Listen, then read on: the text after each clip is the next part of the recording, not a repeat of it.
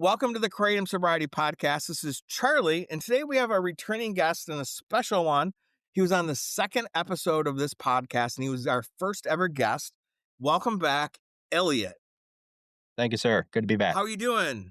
I'm feeling better than I have in the past 2 weeks, so doing Yes. well. Thanks for coming back. It's a really good opportunity to talk about a difficult subject that I wanted to explore for over a year, and that is a good significant portion of our guests have relapsed.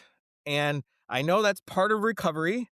Addiction has a high remission rate across all drugs. So I don't think it's specific to Kratom, though I think Kratom's accessibility makes it a little bit more prominent. And because it is safer than many people's drug of choice, that plays into it. So I'm glad that you're here, Elliot, so we can talk about this. But I know you're on a good path now. And why don't we start with the questions that we prepared ahead of time? Okay. And you were the very first guest on our podcast back in May 2023. For listeners who may be new, can you briefly share? Okay, so my very first experience with Kratom was in December of 2020, and it was one of those shots at the gas station. I pulled up to a gas station one time. I was with my wife, I remember.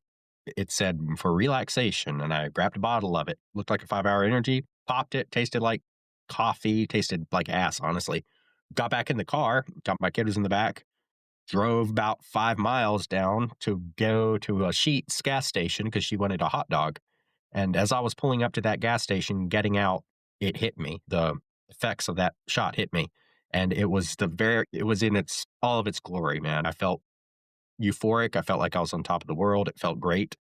That was my first experience. So about a week later, I went back, got a couple more of those, and I thought I'd do them on the weekends like most people start. They don't think it's going to be a daily habit.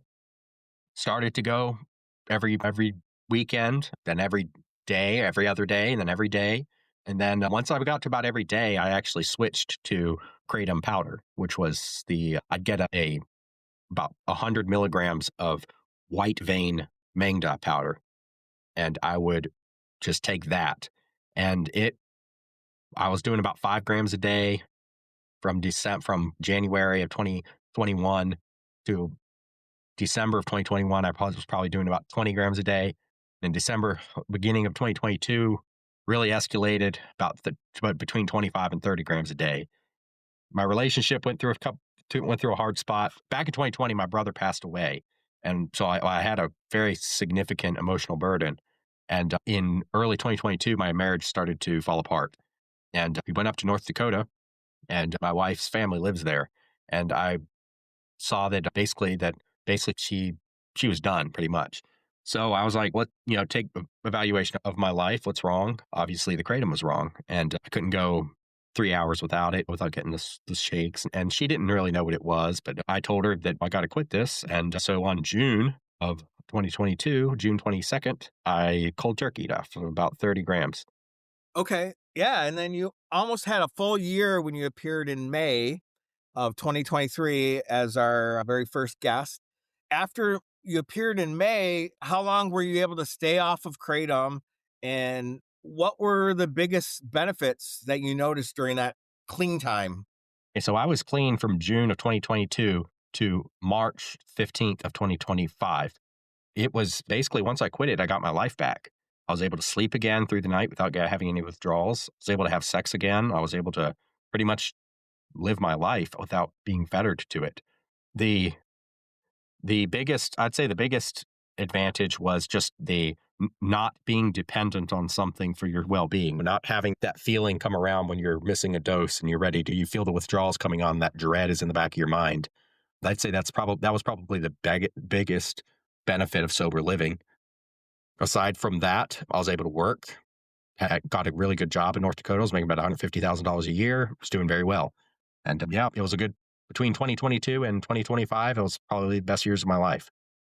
And what was your main supports or tools or mindset changes that you did during that period that helped you stay Kratom free? So when I quit, I cold turkeyed, and I have I'm an extreme personality. I'm very much an all or nothing kind of guy when it comes to certain things like addiction. When I get addicted and when I get down bad, I'm down bad. Personality wise, I'm pretty even keel. But as far as addiction goes, I was hardcore in it. And then basically, I told myself I'd rather die than ever take Kratom again. And I swore to myself, I swore to swore to my wife that I would never use it again. That basically that I would focus on being a father, being a husband, living life the way it should be lived. And my support network, I would say, was my wife, my in laws. Yeah, my wife and my in laws, I would say, living out in North Dakota because my family's from Virginia. So I was out there with them for those 2, 3 years. Yeah, I would say that was my support system. Great. And just a reminder, you don't really have a significant history of addiction with any other substances other than maybe nicotine. Is that correct if I'm remembering Yes, right? sir. I have never used any substance, any illegal substance or any scheduled substance. So I've never smoked weed. I've never done crack or heroin or really any drugs. I've taken Percocet once when I got my wisdom teeth pulled. Didn't have a problem with it. Just when I finished this prescription. But other than that, I do use nicotine. I grew up on a tobacco farm. I've been smoking or dipping or using nicotine since I was 11. So that's probably the only other major addiction that I have. But as far as substance abuse, no. I have a lot of family members that are alcoholics, but I don't drink. So, Thanks for that reminder. So, can you walk us through what happened in your life the weeks or months leading up to the moment when you relapsed? okay. So it all singularly focuses around one event, and that was my separation and divorce from my wife. It was December of 2025. Everything was, I'm going to be vague on the legal specifics. It was a very brutally nasty separation and divorce, and it caught me out of left field. It caught me at basically out of nowhere. And it was late December, about a week before Christmas. I was working night shift. I got off home. I got off work. I went home and I had a discussion with my wife. And basically, she let me know that she did not want to be with me anymore and accused me of some pretty nasty stuff. I went to spend the night at my brother's, she got the law involved, restraining order, stuff like that. Just a really nasty breakup. And I was reeling from December 18th to, well, clear through March. When I say reeling, I was comatose. Like I couldn't sleep any, I couldn't eat. I lost probably 50 pounds. As soon as I was separated, I lost my job because the base, there was some nepotism going on with the company I worked at. My foreman was the best friend of my wife's dad. So he basically fired me as soon as he found out that I got divorced, and it really started, things started piling on. And I was just reeling and I wasn't able to see my kids. I had to go, they had set it up for supervised visitation, but the facility that I had to go to supervised visitation at didn't do supervised visitation. So essentially, I was unable to see my kids at all. And I wasn't going to get a lawyer. I wasn't going to fight her because I love my wife and I never would have taken her. I'm not the kind of person to take somebody to court and bring them out. I'm a very easygoing guy. And I was just going to basically just give her everything she wanted. And then a lawyer friend of mine said, basically, if you don't do something now, you're going to lose your kids pretty much forever. You're not going to see them anymore. And I was just dealing with that a tremendous amount of emotional stress. And I felt like my life was over because all my support system was my in laws in North Dakota and my wife. And nobody was talking to me. I was living with my brother at the time. He moved up there. And so March 15th, I was driving through town and I stopped at a head shop to get a vape. And I saw some Kratom there. They had some Kratom products. 7-hydroxymetragenine was widely available at this time. Back when I was using back in 2022, they didn't have 7-hydroxy. And the guy that was there, the Arabian dude, he was like, yeah, you want to try one of these? It'll really fix you up. It'll make you feel better. And I felt like I didn't really care at that point. Why did I use it? Because I didn't care. Honestly, I didn't care whether or not I died. I was not in a good headspace. And I took it. And I remember driving home and it turned me into a superhero. Took away any sense of doubt, it hit 3 times harder than Kratom normally does because 7-hydroxy is so much more strong. And it gave me a level head. And that evening, I got a lawyer, and we went to court later on in April. And I did get visitation rights with my kids back and dial back all the legal stuff that was put in place. So after April, I just continued using it because my life was in shambles and I didn't really care much anymore. And it started to get really bad. That's Yeah. I'm sorry you went through that. A lot of men go through a breakup like that, and the court systems, it can be really stressful and questions about custody.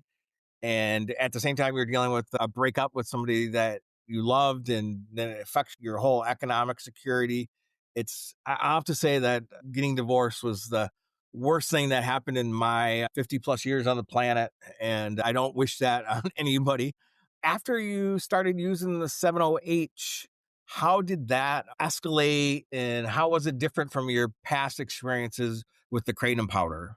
708 increased my tolerance by an insane amount. Like when I first started taking it, 7 milligrams would get me high, like super high, like almost about to throw up high. And then within a week, I was taking probably 30 milligrams a day. And it just spiraled way out of control from there. At the height of my use through 2025, I was taking 2,000 milligrams a day, which is about $300 a day. And yeah, it was rough, really rough. Wow, 2,000 milligrams, $300 a day? Yeah, it was bad. The use went from about 1,000 milligrams to about 2,000, and it was pretty incredibly expensive during that time. And my finances were slipping away from me. Basically, everything was just really messing up in my life at that point.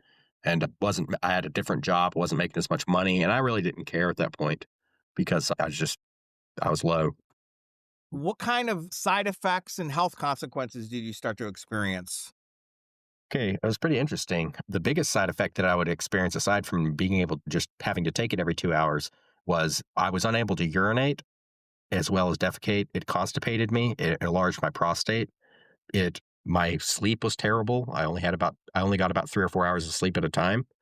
I developed almost like narcolepsy, where I would fall asleep during the day, like not off. Yeah, it was just it basically psychologically the most incredible intense anxiety you've ever felt after 4 hours of not using.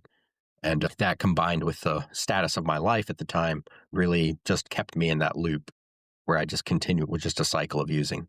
And it varied, would go from 2000 to down to 200 and then go through withdrawal and then just yo yo back and forth, try to quit. And I did that till about June of that year. So it was about 3 months where it went from 0 to 2000 down to 200. Yeah, so that was March of this year up until December of this year? Last year, today's New Year's Day, but yeah. Yeah. During that period, were you able to have any significant amount of time where you could completely quit and got a little bit of clean time? Yes. In June, I said I had to quit and I didn't know what to do. And so I went online and I actually found a Suboxone clinic. And I went on Suboxone in June and I was clean from June to about July 15th, no, July 4th. And then I found out some bad news about my family and then I relapsed again. And then from then, I was really never able to go back on Suboxone. And I didn't really want to be on Suboxone because it's such a long taper to get off of it. But I would rather, my life was better while I was in Suboxone than I was on 7OH. Also, my personality, I don't think that I'm really capable of quitting something unless I cold turkey. I hear that from a lot of people. And yeah, and Suboxone has some risks with it, but one benefit is you can stop that $300 a day habit, Yeah. and also only dose once a day. There is the withdrawal from it. We suggest to use Sublocade shot Yeah. to get off the strip, but Yeah. that I isn't covered by also, everybody's insurance. so from June on to December, I was able to go a couple of weeks at a time with Suboxone. Suboxone for me, it gave me suicidal ideation. Like when I was sober on Suboxone, I had suicidal ideation. I've never been suicidal before, and I've looked into it. And I think the best explanation that I have is that my body is allergic to naltrexone, which is an ingredient in Suboxone, and it really psychologically affected me like really bad, really poorly. The last couple of weeks that I was off leading up to my quit, I was actually on Suboxone and I was trying to taper off of it and I just felt like I was going to die. Yes, that does happen to some people. It's unfortunate that they have that naloxone in it to try to prevent people from. I think it's so that people don't crush it and try to snort it and stuff. Yeah. And it's really hard to get it.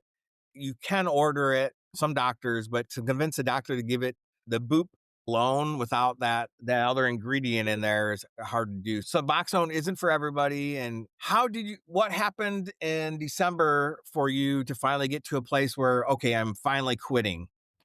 Just a severe mental breakdown. I was ready to either die or get off. And I called my dad in Wilson, Virginia, and I said, "Hey, can you just come up here and get me?" I live in North Dakota, and he drove 3 days up to North Dakota, picked me up, brought me back to the Virginia. And I didn't bring my wallet, didn't bring my keys, brought nothing, and just suffered, just stayed at home and suffered. I just had to commit. Yeah. So how did the withdrawal symptoms look? Okay. So as opposed to Leaf, day one of Leaf, I was able to sleep. Like I was able to sleep like 30 minutes, 40 minutes at a time throughout the night. And I got maybe 2 hours of sleep each night, but with severe restless legs. With a 7OH, I didn't get the main symptom was pain, like body pain, aches and pains across your body, severe sweats and shakes, and a severe anxiety, like a terror inducing anxiety. And it was orders of magnitude harsher than Kratom is or Leaf was. But the first 3 days were the hardest by far. I didn't sleep a wink, just sitting there sweating in bed, that funky smell coming out of you. It was terrible. Day four was a breakthrough. The half life of 7-hydroxymetragenine is nowhere near as long as metragenine is. So that's how the difference between those two chemicals is. But it was easier to. I don't know if it was an easier quit than Leaf was, because on day 13, I think I was feeling worse on Leaf than I am now, simply because my body cleared it up quicker.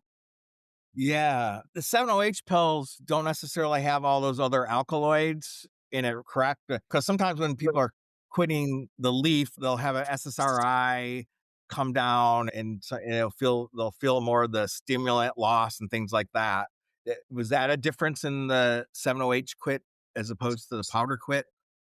I didn't really feel as much of I guess I still don't have a lot of energy. I've never done a stimulant, so I don't really know what that is to feel like crashing off of it. It feels like you're not drinking any coffee, but Yeah.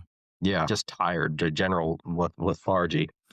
Yeah, lethargy is like a big symptom for all sorts of kratom quit. Was there anything that gave you relief with these withdrawal symptoms? If I'm being honest, man, no, I didn't have any help or meds. Nothing. It was a cold turkey. I took pain. I took a Tylenol. I did have one of those heated massagers, leg massagers. I think it's got like the guns that go back and forth, reciprocate real fast. I did use one of those, and that helped Yes. a little bit. But yeah, other than that, man, no, it was just misery for the first 4 to 5 days. And how many days are you at now? I'm at 12. I'm on day 12 now. Okay. And then on top of that, you got sick, maybe a flu or maybe even COVID. Yeah, I'm going through either COVID or a flu now, and that makes it really difficult because that body aches and pains feel like withdrawal, but they don't feel quite the same. But I just have no energy, and it's been a really rough 2 weeks for me. All right. With some distance now, looking back at your relapse, and I know the driving force was the separation and the breakup. Was there any warning signs? I guess that hopelessness, that feeling that your life is over, is a huge warning sign. What Some of the worst decisions I've ever made in my life, Charlie, is when I thought that it couldn't get any worse. That's a lie from the devil. It can always get worse. And yeah, I was feeling hopeless, and I'd say that was the biggest warning sign. Do you have any relapse prevention tips? Like I quit when I quit Leaf, you just have to make a almost like an oath to yourself. You'd rather die than take it, and then you got to get to that place. You got to get to that place where you're at rock bottom. I think in order to quit. I thought I was at rock bottom 2 years ago, but I still have my wife, my family, my job. I still had everything that I thought, but I felt like I was at rock bottom. This time, I'm genuinely at rock bottom. In a tremendous amount of debt. I lost the house in the divorce, lost all the property that I have, took all of the liability from the marriage, and going through this at the same time. Yeah, so you just have to commit to yourself that you're going to stay sober, that you're going to stay clean. Do it for do it for your kids, do it for your wife, do it for whatever. But at the end of the day, do it for you, because you're the one that's using or not using, and you have to make that decision to yourself. I know that 7OH has a really high relapse rate, but you just have to commit. Have you considered joining some kind of community so that you have other peers that Yes. can have Yes, shared experiences? I'm very active on the WhatsApp group for the Quitting Feel Free group. And I daily communicate with people that are on there that are trying to quit. And I share my experience with them. I try to help them out and boost morale. You actually sent me that invite to that link not too long ago. Okay, great. I wasn't sure if that WhatsApp group was still running, so that's good. One suggestion I have, I think the online communities are good, but looking people in the eyeballs and doing stuff in person, whether it's church, whether it's a fellowship, whether it's something else that might take you up the next notch where you have people in real life that you're leaning on. Yeah. So, for someone that's listening who may be in long term kratom recovery and feels safe, is there anything from your experience that you think they could learn from? Like I said, it can always get worse. I think it took a very extreme scenario for me to ever try kratom again, simply because of my experience and the brutality of the first quit. But just keep in mind that whatever decision that you make, regardless of what condition you're in right now, tomorrow you has to deal with it. And I think keeping that in the forefront of your mind really modulates your behavior. If you're generally a healthy person, I have addictive personality, but I can still think and see into the future. If I can, yeah, I'm taking kratom now to please present self at future self's expense. So yeah, that's about that. Yeah. Have you considered trying to get any kind of professional help? I actually been going to a therapist for the first time in my life. I started going after I got divorced, and that's helped a lot. She's aware of the kratom use, and we've worked out through a plan of what to do to rebuild my life. First, get rid of the kratom. First, get divorced. Then get rid of the kratom. Then get a good paying job again. Then just kind of work my way up the ladder. Yeah. I would, if I usually don't give so much advice, but maybe I would come up with a written relapse prevention plan with your therapist. Put it Yeah, in yeah. place. So, Yeah, I actually have one of those. They gave me a sheet with like it was like three things you wrote down. What to do when you feel cravings to use, who do you call, it's kind of like exactly like a relapse prevention plan. yeah. But that WhatsApp group, go in there and say, I'm thinking about stopping at the vape shop. Tell me it's a bad idea. I find it's like when I'm isolated and I'm thinking, plotting things in my own head without talking to anybody. That's when I make my biggest mistakes. And I don't know if there's something you can harm reduce with before you take any kratom that wouldn't create an addiction cycle and just transfer you to another kind of addiction. But Yeah, that's another. well, when I'm off of kratom, caffeine is euphoric. And that's one thing that kratom does is it takes away the good effects of caffeine. Like after about 3 months of Yeah. not taking caffeine and you take some, you get all the euphoria from it. So that's what I'm looking forward to, man. Just driving down the road, cracking open an energy drink and drinking it and feeling good. Yeah. All right.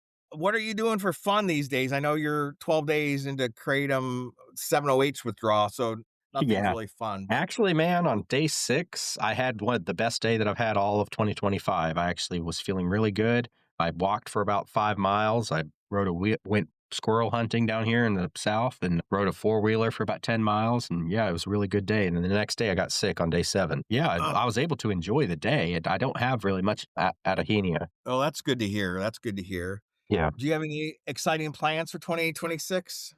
Survive it, brother. Survive it. Just put my life back together. 2025 has been the worst year of my life by far. It's been extremely difficult. It's taken a tremendous amount of debt and very little of anything else. No possessions. So just a slow, steady build back up. I'm looking forward to seeing my kids, my 2 girls, and just living, being sober, being back to work. And getting a good job again and just working my way up from the front. I'm never marrying again. Just be there for my kids. Yeah, my kids are 16 and 19 now, so Yeah, mine are 6 and you 2. 6 and 2. Okay, so you'll blink and they'll be They'll be 18 and old, yeah. they'll be 18 and 12. And so cherish these years and every minute that you have with them. And they still, my experience is they still want a dad. They still need you. Absolutely. And all right, is there anything that I didn't touch on that you think we should talk about before we part ways? I remember that first podcast that I did with you. I was living in North Dakota at the time. I had just moved. And I remember just thinking about it and being on the other side of it and just looking back at just being able to share that experience. It just relapse does happen. It doesn't mean that, it is a part of recovery. It doesn't mean that you're hopeless. But just remember, if you ever, things can always get worse. So I made the decision to use because I felt like my life was over. My life wasn't over and it complicated it. It did, I would say, help me out in the very short term with giving me the impetus to get a lawyer and do everything that I needed to do in a very short term sense. So I guess I owe it that. But other than that, it's just been a complete drag on my life and impossible to live with it. Yeah, you got to you got to think about your future self. Each time you make a decision, that's what separates us from animals. We're able to see ourselves in the future. We're able to negotiate with ourselves in the future and have that theoretical person in our mind in the future die instead of us die from making a bad decision. We're able to plan it out. But yeah, other than that, I think we pretty much touched on everything. Okay. Any parting advice for anybody trying to quit Kratom or quit 70H? I've quit both of them cold turkey with no helper meds, and I've quit with Suboxone as well. You have to stick it out. If you're not going to feel on, there will be a day two, day three where you will skin somebody alive for some 7OH, and you have to put yourself into a position where you can't get any. Would probably be the easiest way to do it, and just commit to putting yourself in that position. Make that decision. Analyze your life, see where it is, and if you can't accept where you are now, then you have to make a decision, then make that decision. And once you do commit, you have to really, the thing about 7OH and Kratom too is this addiction in general is kind of like a demon. You watch these movies, these exorcism movies, The Pope's Exorcist, I actually watched last week, is fucking great movies. Got Russell Crowe in it. But he's talking to the demon that's in this guy, and everything the demon says is just either a distraction or a lie to throw him off of what he's doing. And that's what addiction is. Every time you hear in your mind that that cadence that justifies use, all it is a lie. All it is a distraction to get you away from your sobriety, and you will regret it. You have to have, honest to God, you have to have the patience of an exorcist when you're going through this, when you're going through addiction. And I know not everybody's religious.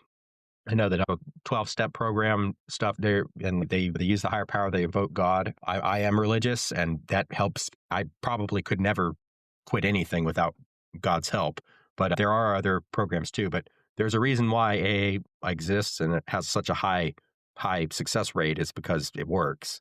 And you just have to commit. You have to see yourself for beyond what you are now, and you look into the future and strive, press towards that version of yourself that you want to be. And with God's help, you'll make it. Thank you so much. You were my very first guest when this was just a crazy idea that I had when I was detoxing. And this is episode 180 now, Man, and proud to have you as my first guest of 2026. Thank you very much. thank you, sir. Thank you. It's always I good just, to talk to you, Charlie. And yeah, it's yeah. been great. It's been great. Yeah, and just as a segue, this is an announcement. Just right now, there's this burgeoning movement to start Kratom Anonymous. They have a website. I think they have 2 meetings a day right now. For a long time, there was a KA meeting just on Saturdays, but there's now a critical mass. So the good news is there's more resources. The bad news is this is becoming more prevalent that there's going to be a standalone like fellowship just for Kratom. It's right now it's just going to be online. So I'll Yeah. send you that info. Yeah. They need some Do that. founders. I appreciate that. They need some new people to like make it happen. And then there's also the Kratom Quitters. They have their meetings. That's not a 12-step fellowship. So there'll be different options for people. Right now it's all online. So there are meetings. So you can go to kratommeetings.com and get the schedules. But thanks a lot, Elliot. And yeah, let's stay in touch. Yes, sir. Absolutely, man. I'll text you every day. I'll let you know how my journey goes from here and yeah, into 2026 and hope that this next year is better for everybody and than 2025 was. Yeah. Happy New Year, everybody. Have a good 26 and please keep it Kratom free. That's right.